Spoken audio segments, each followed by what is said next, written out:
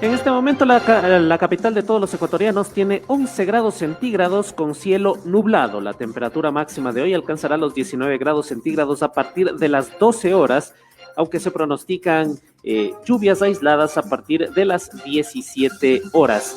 En el plan de movilidad que se aplica en el Distrito Metropolitano de Quito, hoy le corresponde a las placas terminadas en 1, 2, 3 y 4, tienen restricción de movilidad de 6 de la mañana a 20 horas.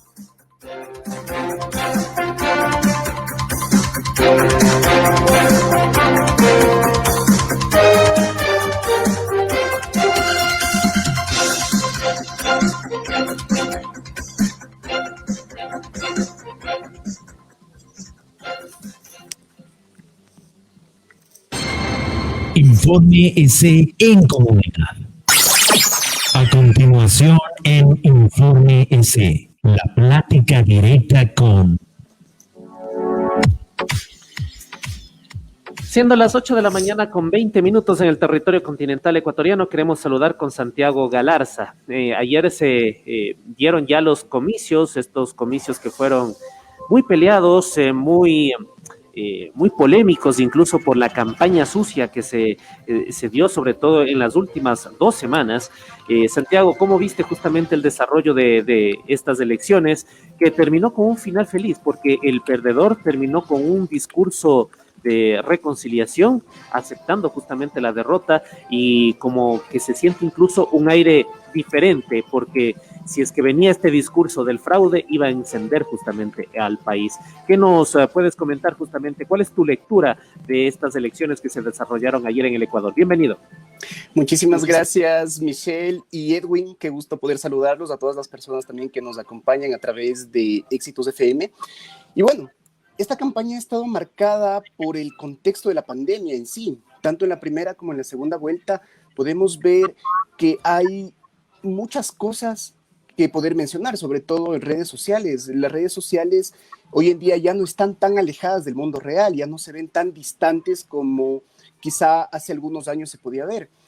Sin embargo, esto no quiere decir que todavía la campaña de territorio, la campaña a pie, vaya a desaparecer, ni mucho menos. Pienso que todo va a converger y va a apuntar hacia estas nuevas maneras de hacer campaña y de mantener también el estrato o el sustento mismo de una campaña de territorio. Vemos que en esta segunda vuelta, especialmente, la campaña digital se volvió un pilar. Las redes sociales estuvieron muy movidas a favor de los dos candidatos. Si bien es cierto que se presentó esta campaña sucia de parte y parte, podemos ver que quizá no fue tan contundente, en el sentido de que el error del equipo de campaña del candidato Andrés Arauz se vio perjudicada por su misma campaña. ¿Por qué razón? Porque, por ejemplo, recordemos el spot del banco, que iba encaminado hacia reforzar ese voto y a tratar de captar votos de indecisos. Sin embargo, este voto de los indecisos y de las personas que quizá todavía no tenían meditado su voto, ir hacia el voto nulo o hacia el voto blanco, vieron este spot y se decidieron, porque estas personas están en contra de la polarización. Estas personas votaron por una opción diferente de los candidatos que estuvieron en primera vuelta, y ahora al ver esto, pues ellos decidieron su voto. Ellos van en contra de esta polarización, están en contra de esta división que se ha marcado, y a partir de allí, pues eso le sumó votos al candidato Guillermo Lasso, bueno, ahora ya presidente electo. A partir de allí, nosotros también podemos ver que Jaime Nebot se constituye en una figura fuerte también. Sin embargo, según los resultados que nos arroja el CNE, Guillermo Lasso no ganó en Guayas. Sin embargo, tuvo una votación muy fuerte en Tungurahua. Hablamos aproximadamente del 67% frente al 33% que obtuvo Andrés Arauz. Vamos a ver quizá cómo estas nuevas figuras del Partido Social Cristiano, en específico de Esteban Torres, se convierten en figuras importantes o en piezas importantes dentro de este gobierno. Vemos también que se hizo un agradecimiento también en el discurso de Guillermo Lasso, y se vio también algo que viene a colación con lo que estoy comentando, que es la figura de Jaime Nebot, que estuvo hacia su derecha y que fue el agradecimiento a él antes que a su movimiento, al movimiento Creo. Vamos a ver qué tan fuerte se consolida ahora pues la posición del Partido Social Cristiano frente a estos símbolos también que nosotros estamos viendo. Si también nos ponemos a analizar sobre el voto nulo, vemos que ronda el 16% aproximadamente, un voto nulo que fue llamado por el ex candidato y líder del movimiento indígena Yacu Pérez. Vemos que quizá este hito político, porque es un porcentaje alto, reafirma su liderazgo y a quien en este caso el vencedor de los comicios va a tener en cuenta para gobernar, siendo que Pachacuti es la segunda fuerza política en la asamblea con 26 asambleístas. Habrá que ver ahora cómo también se va configurando este escenario de la asamblea, teniendo en cuenta que por la apertura que hay, porque ningún grupo político logra consolidar una mayoría contundente, pues vamos a ver que ahora sí la asamblea va a ser mucho más abierta, ahora va a pesar mucho más la negociación, va a ser lo que es el espíritu del parlamento, de hablar, de negociar, lo que le da un sentido mucho más democrático. Dentro de todo esto, pues habrá que ver cómo se va configurando esta gobernabilidad y cómo la bancada de la Revolución Ciudadana también se muestra en el sentido de quién va a ser esa cabeza activa ahora, quién va a ser quien lidere ese proceso, porque ahora teniendo en cuenta que son la primera fuerza política en la asamblea, pues van a proponer y van a tratar de gobernar desde allí. Es muy interesante lo que se puede ver ahora en el escenario, que no hay una figura clara, y teniendo en cuenta también esto, vemos cómo ayer Andrés Arauz marcó la pauta, porque antes de su pronunciamiento dentro del discurso en donde aceptó no su derrota, sino un traspié electoral, fue el punto de partida para que el resto de militantes de la Revolución Ciudadana, Rafael Correa incluido, empiecen a dar sus mensajes. ¿Qué nos quiere decir esto? Que Andrés Arauz se está consolidando, o se busca consolidar la figura de Andrés Arauz como ya la cabeza de la Revolución Ciudadana, teniendo en cuenta que él fue quien dio quien dio primero el mensaje. Y Rafael Correa también cambió su posición, quizá un tanto beligerante, a una más conciliadora, felicitó a Guillermo Lasso, y esto también le dio una posición diferente. Es muy importante ver cómo esto también va configurando la figura de la Revolución Ciudadana como oposición, que es una posición mucho más cómoda y en la cual ellos pueden encontrar fortaleza para poder regresar renovados en los comicios de 2025.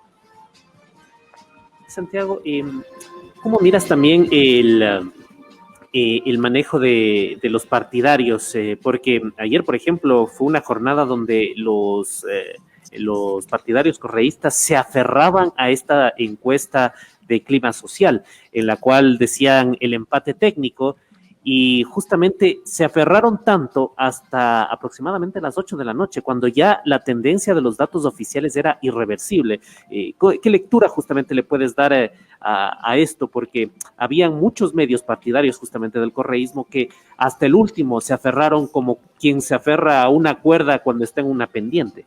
Uh-huh. Sí, precisamente. Recordemos que estas encuestas a boca de urna o estos exit polls nos muestran solamente una parte de la realidad, no nos muestran la realidad completa, y en este caso, al ser una realidad favorable a mi movimiento político, favorable a mi candidato, yo me aferro a ella.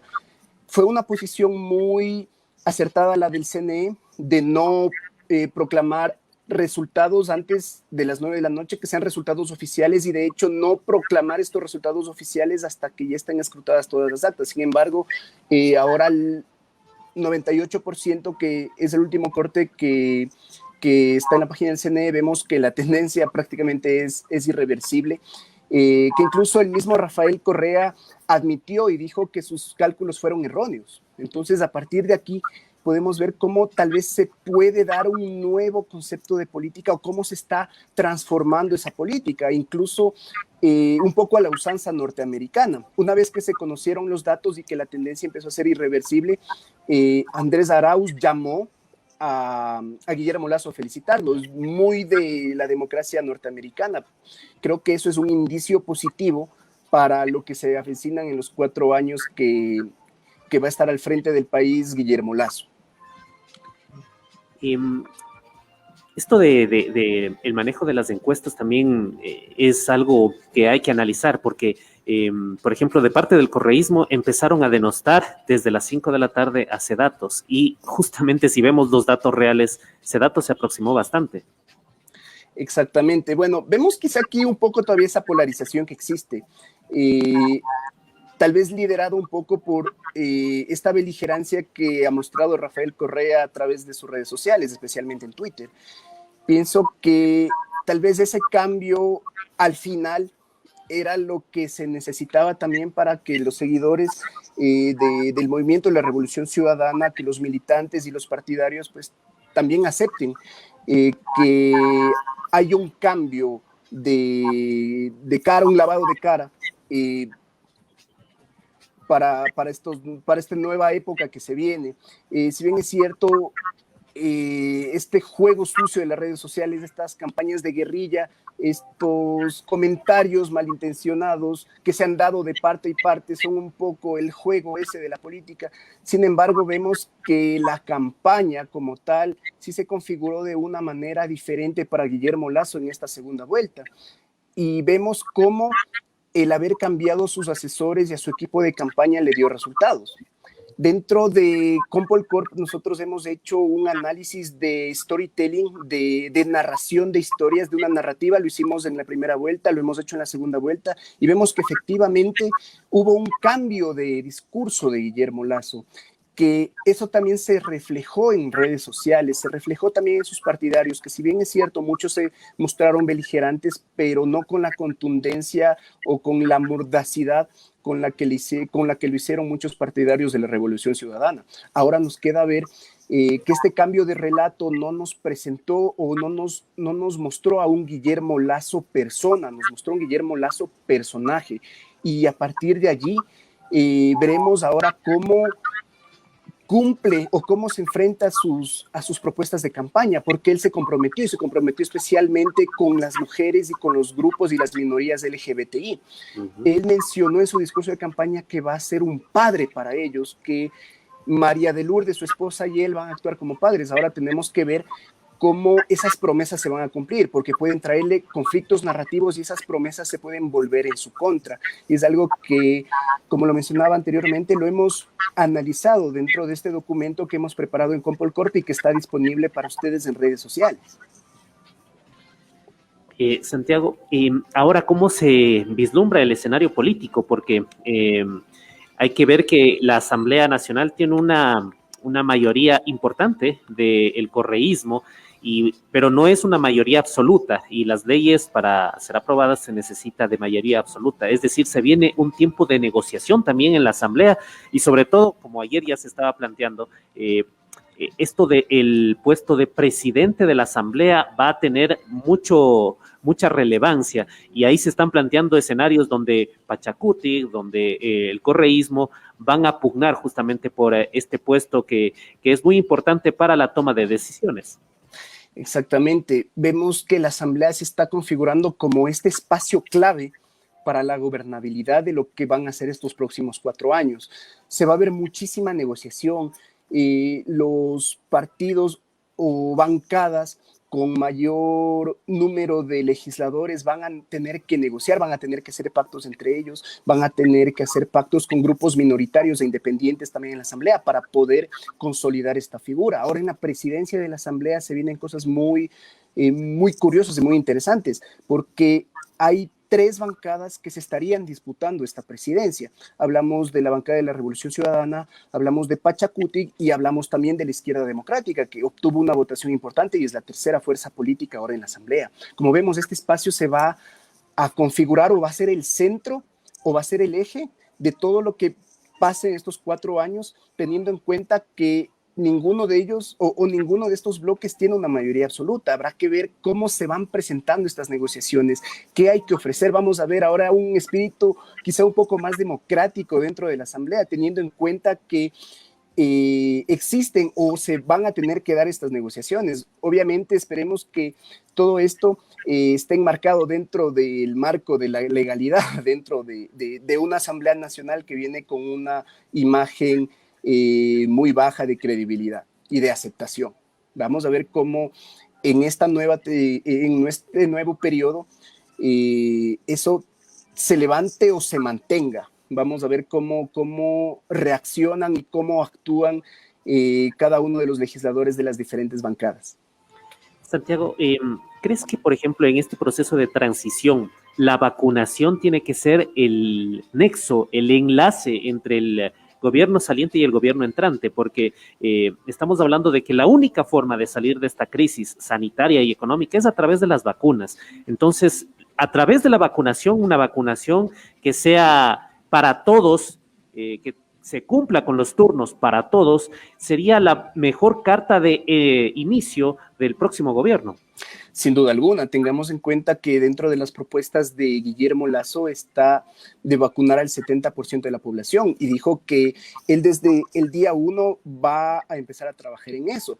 Veamos también que teniendo en cuenta esta oferta de campaña, la Asamblea y los grupos opositores van a estar pendientes, la Asamblea entrante, quiero decir, que le darán los 100 días de plazo que él mismo se dio, que en sus primeros 100 días va a hacer algunas cosas y dentro de esas está la vacunación.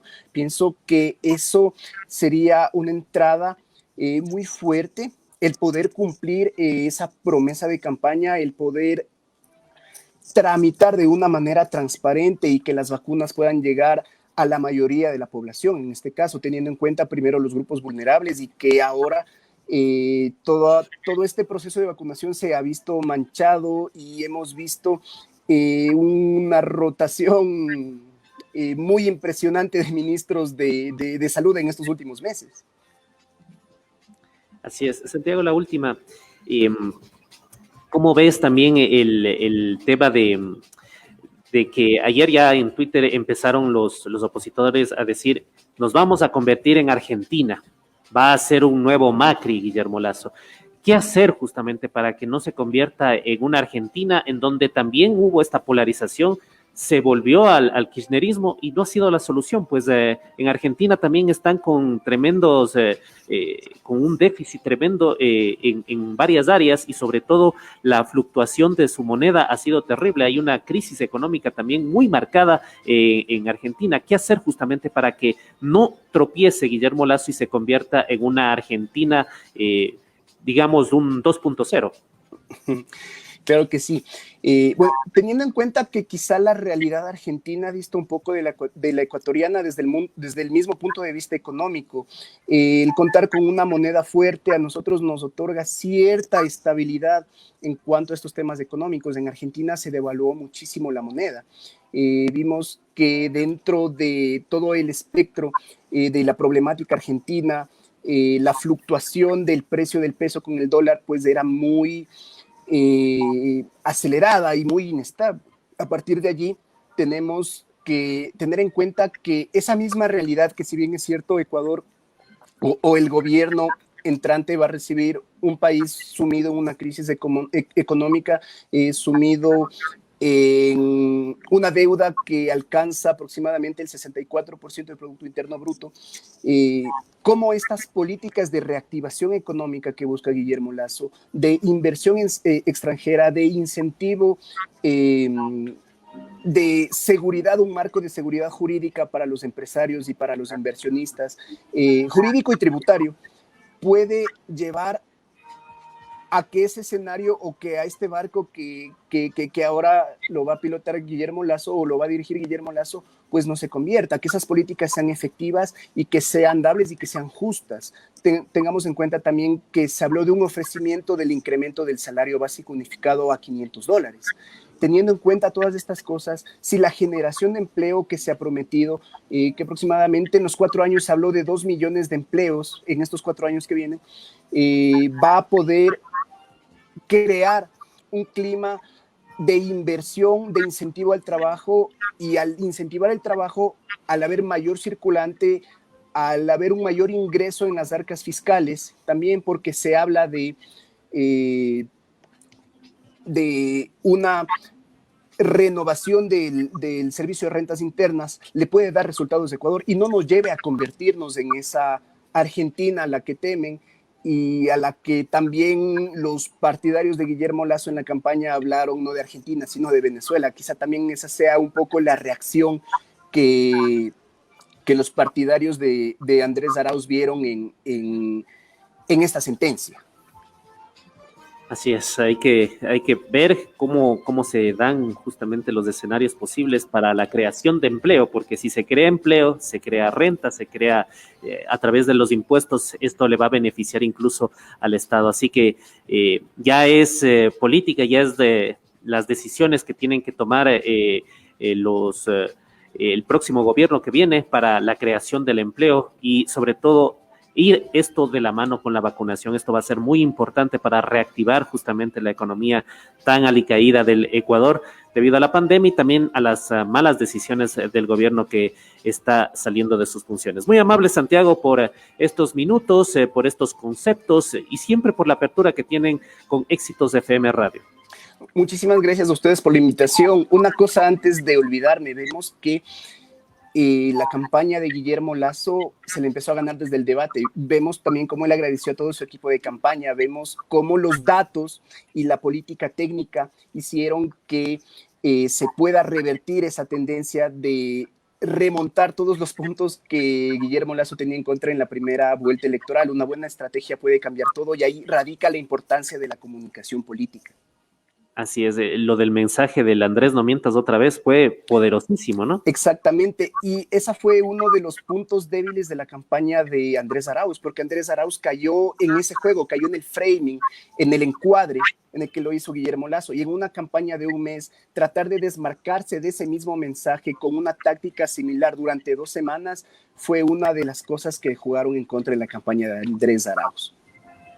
Perfecto, gracias a Santiago Galarza, de Compol Corp, quien nos acompañó en esta mañana con estos conceptos, con este análisis justamente de lo que fue la elección del día de ayer. Muy amable, Santiago, gracias. Muchísimas gracias, Michelle, Edwin, y a todas las personas que nos acompañaron. Nosotros vamos a continuar con más información.